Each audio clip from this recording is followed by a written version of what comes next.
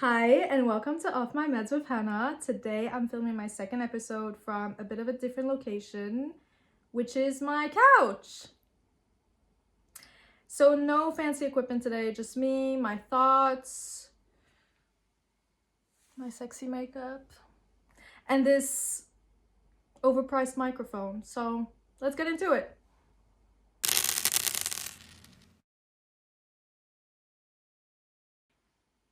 I just wanted to take a second to talk about the aftermath of my first podcast episode and say thank you because I've gotten so much support. So many people have contacted me to congratulate me on starting a podcast. I had no idea what to expect, but I'm really happy with the outcome. It really made my day and motivated me to continue.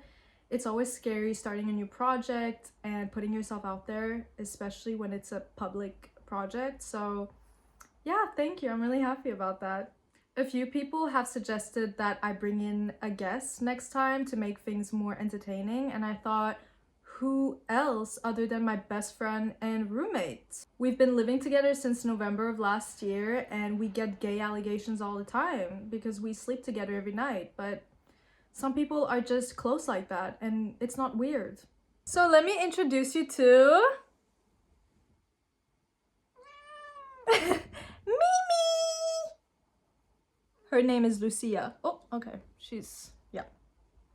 So that was Mimi slash Lucia. Her real name is Lucia. I had to bribe her to come here with treats because I woke her up from her daily nap. Her name comes from a Swedish holiday called Saint Lucia and is celebrated on the 13th of December, which is a holiday that symbolizes warmth and hope in the darkest and coldest time of winter. And it's originally a Christian holiday and has interesting history to it. So if you're interested in that, you should check it out. I didn't name her Lucia. The breeder called her Lucia, but I really like her name, and her nickname is Mimi. And you know how it goes with cats. You always give them a nickname that has nothing to do with their original name. She is a Tennessee Rex, if you're interested in that, which is a relatively new breed, and her coat is called tortoiseshell, which is patched of black and orange. She's right here, so I'm looking at her. Fun fact, torties, that's short for tortoiseshell, are 90% of the time female because the gene responsible for their coat is linked to the X chromosome. So, chromosome, sorry. So it's really rare. I can't roll my R's. Rare. To have male torties. You know how they say you don't choose a cat chooses you? I feel like our story really represents that. She was originally my friend's mother's cat that unfortunately she could not keep because her other cat did not like her. So she was like, hey, do you want a cat? And my accommodation does not allow cats. I'm a student, so I'm financially limited. And so, of course, I was like, fuck yeah, give me the cat. There was no reason for me to adopt a cat, and I'm not spiritual or religious, but we've had a bit of a journey together, and sometimes I wonder, wow, maybe you were actually meant to be my cat. When I first heard about her, I found out that she was 2 years old, so I thought, okay, great, she's an adult cat. That's perfect, because I did not want a kitten, because if you know, kittens are really difficult to handle, and they're crazy. However, I did not know that cats don't reach their full emotional maturity until they are 3 years old. I originally thought she was going to be a very chill cat, you know, just sleeping here and there, meowing a few times, but she was the complete opposite. She was super active, needed entertainment 24/7. I even gave her a nickname, Mimi the Killer. Not killer, killer, okay?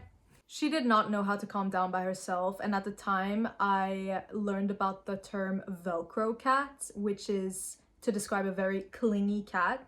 That's exactly her. She follows me everywhere. I can't even take a shit by myself. She needs to be on my lap. Sorry, TMI, but that's the truth. It was very hectic for me because I would say I'm a pretty I was gonna say I'm a pretty chill person. No, I'm not, but I like to chill out. You know, I'm not a very active, like, I need to be doing something 24/7. So, yeah, it was a bit anxiety inducing for me. She was very much behaving like a kitten still, and I had to learn a lot to get where we are now. And it was really hard sometimes because I was so sleep deprived and anxious, and I thought, no way, a cat is making me feel this way. Turns out I had a lot to learn. I thought I knew cats. Turns out I didn't really. However, today we have a great relationship. That's my child. I birthed her. She has grown a lot. She is no more acting like a baby, even though she is my baby. And we have a great relationship. I grew up with pets, but looking back, I realized I was not mature or responsible enough to take care of an animal, to be the sole owner of a pet. I had a dog, rest in peace.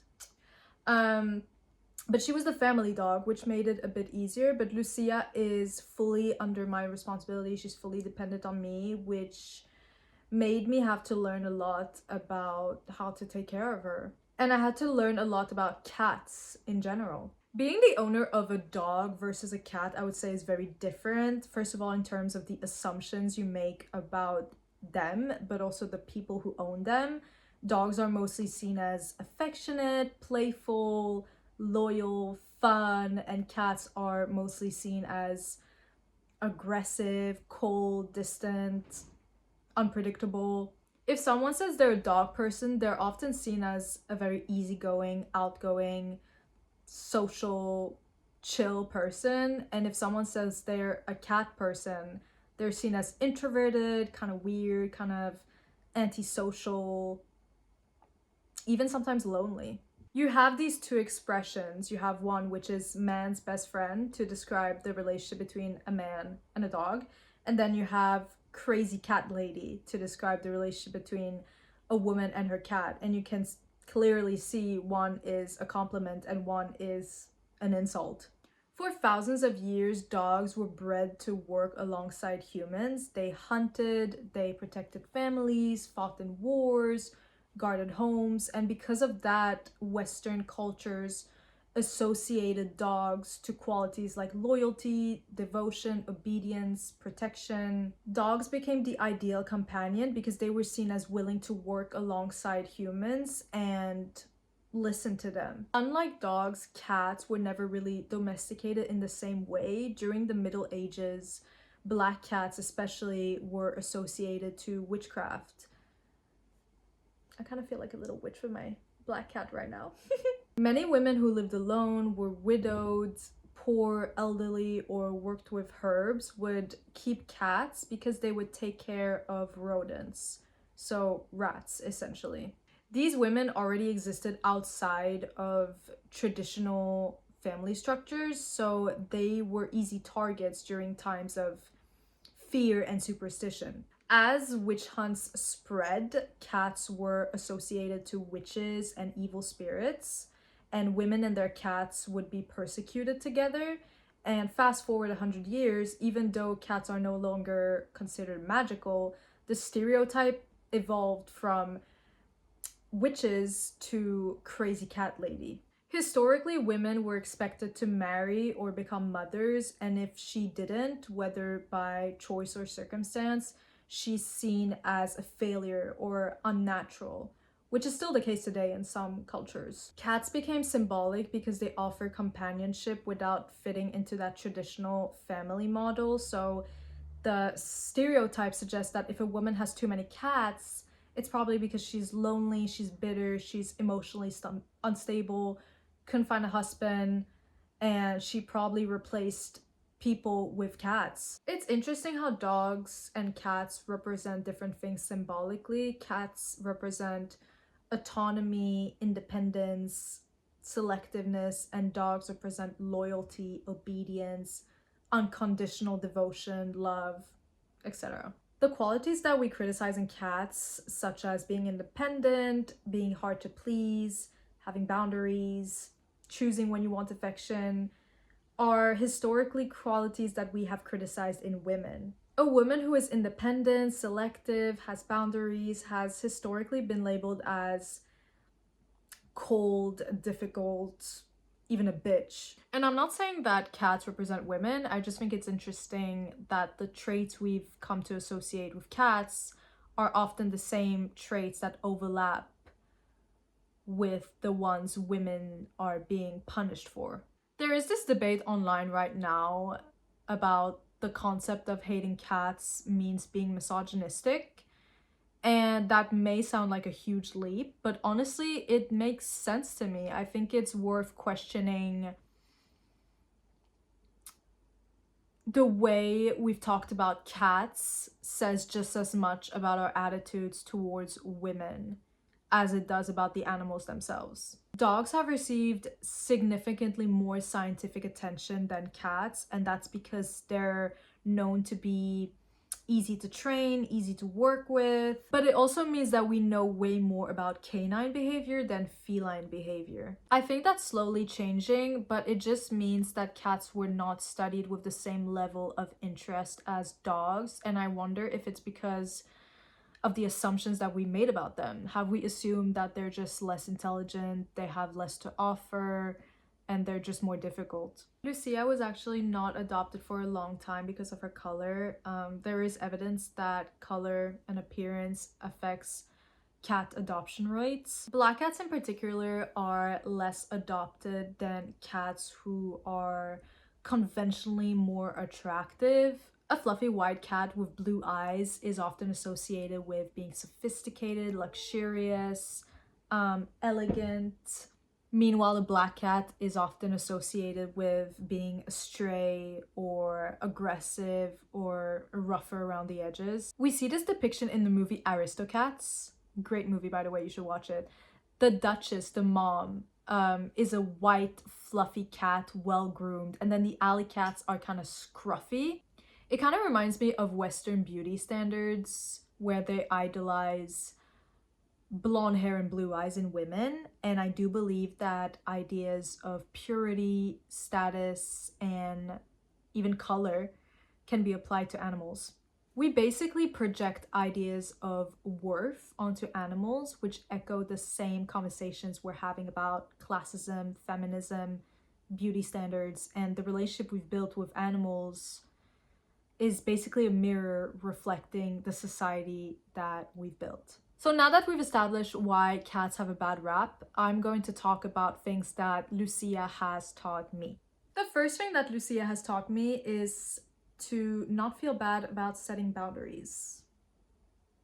As I previously mentioned, cats are very clear about their boundaries. Usually this happens when they're showing subtle signs that they want to be left alone. This could be through a twitching tail or airplane ears, or when their skin kind of ripples along their back. This is a warning sign to not pet them anymore because they feel overstimulated. If this isn't respected, they usually start biting you or hissing or even hitting you with their paw, and then people are like, oh my god, cats are so mean.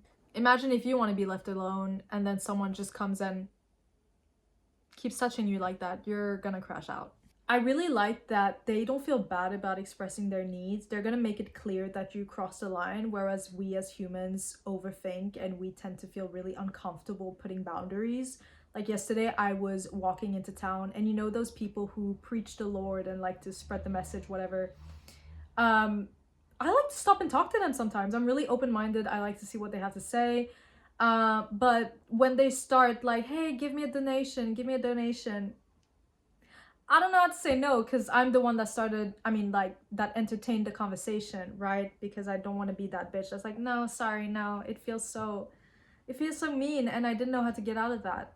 Whereas a cat would be like, bro, fuck this, I'm out. Taking the time to learn about my cat's behavior and needs has truly made the difference when I see how safe she feels to be her complete self around me.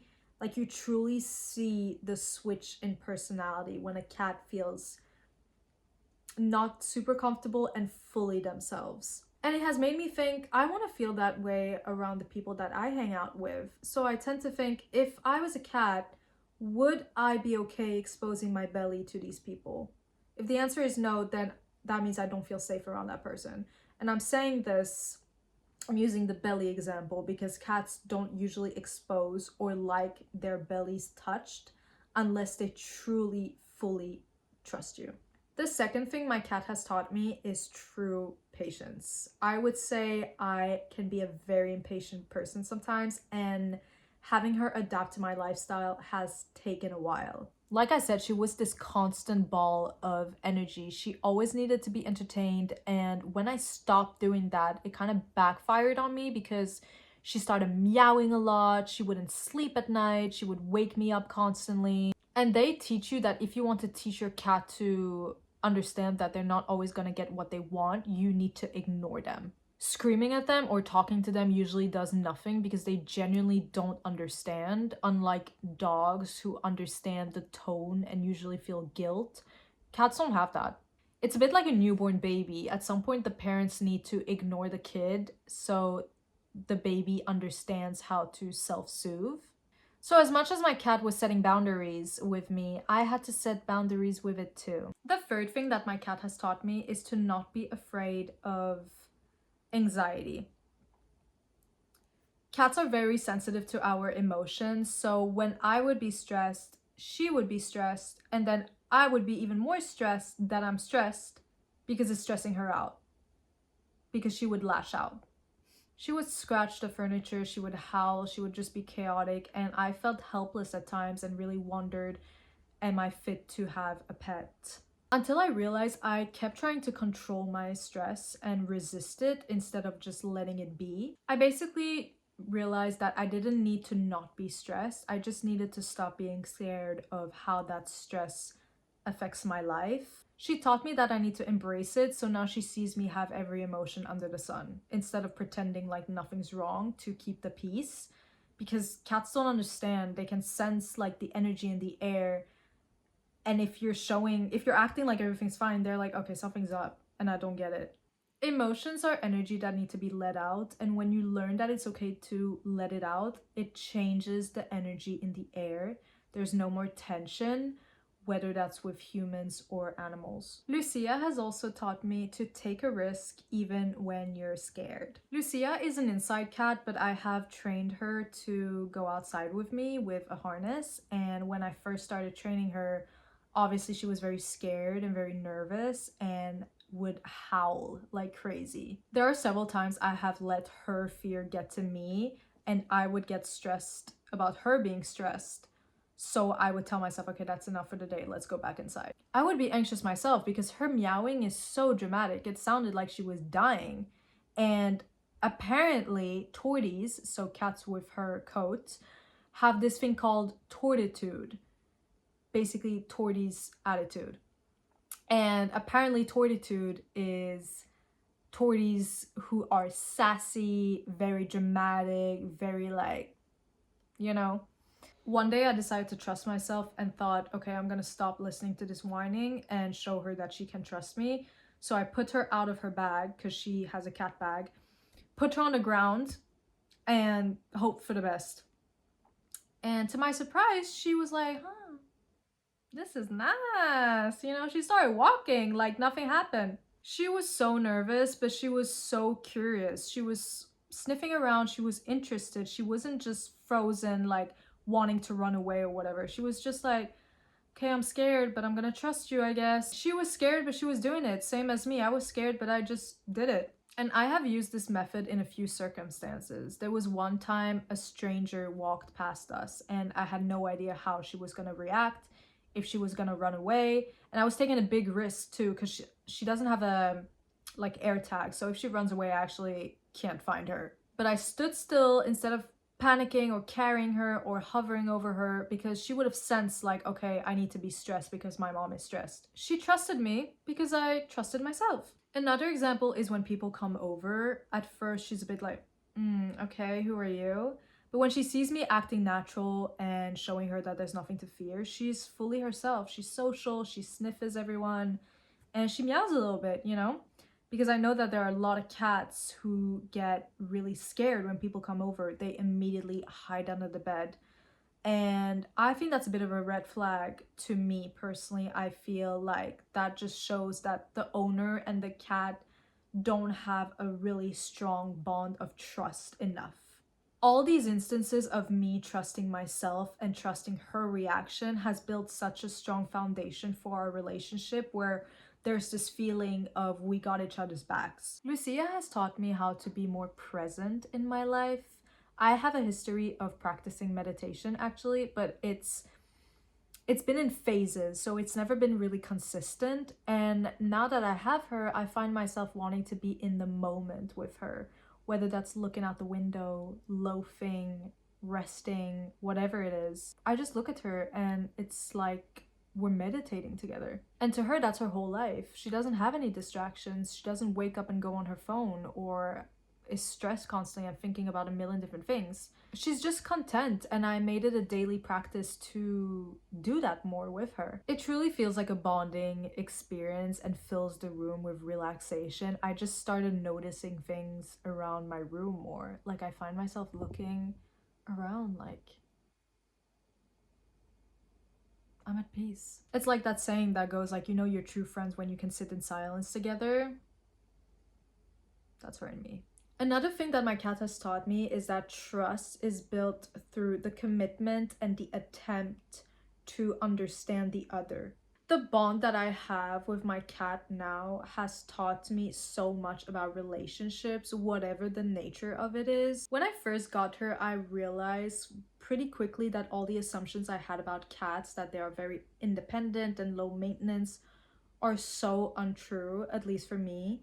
I took the time to get to know her unique personality, her needs, her boundaries. We watched a shit ton of cat documentaries together, which for me truly requires a daily effort and willingness to show, hey, I truly want to understand you and form a connection with you. A pet is so far from just petting them a few times, giving them water and food, and picking up the poop.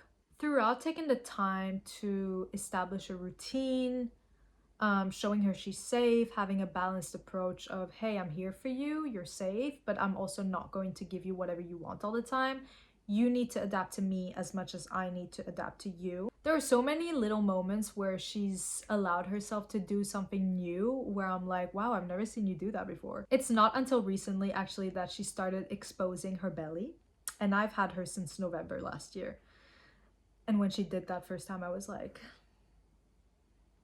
I made it. I remember the first time I met her at my friend's mom's place. She was this scared little thing where every time you tried to approach her, she would run away and hide.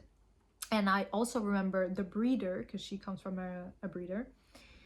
The breeder said that she was not adopted for a long time, not only because of her coat, but because she was the shy cat out of the litter of kittens. And to me, I think it's just because they didn't try to get to know her as much. I talk to her, I let her know what I'm doing, I sing little silly songs to her, and I let her explore freely around the house. And I engage with the same curiosity that she has about her surroundings. I do the same now with my surroundings. I start to notice things more and look at things and really truly take the time to admire things now. I've always been like that though, I would say, but I feel like having her has truly made it a reoccurring practice. I've grown to be fully confident that I am a good cat mom, and not only that, but with the amount of care I've put into this relationship, it has truly shown me what I'm capable of bringing to the table, whether that's as a friend, as a partner, as a daughter. I truly love very deeply, and I'm willing to stay and try to understand you despite all odds. I think having a pet teaches you similar things about how to be a parent, and that has taught me that I am really not ready for kids. Yeah, I think I'd be a great mom, but I honestly think the love of a cat suffices me right now. So here is to me and my little Mimi, and the love that can grow between a human and an animal. If you enjoyed what I spoke about, I highly recommend this movie. I think it's on Netflix. It's called My Octopus Teacher.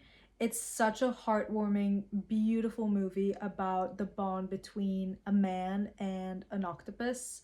And I think it really teaches you what animals are capable and how love can grow from anywhere, when you try to understand and take the time to learn. Also, you should look into the cat culture in Turkey. It's my dream to go there. I've only been at the airport, never actually visited it, but I would love to. I would love to go. Cats are treated with such respect, just like they were any other citizen. And I just think it teaches you a lot again about the potential of relationships, of how relationships could be between human and animal. And I think every country should aspire to treat animals the same way. You want to say bye?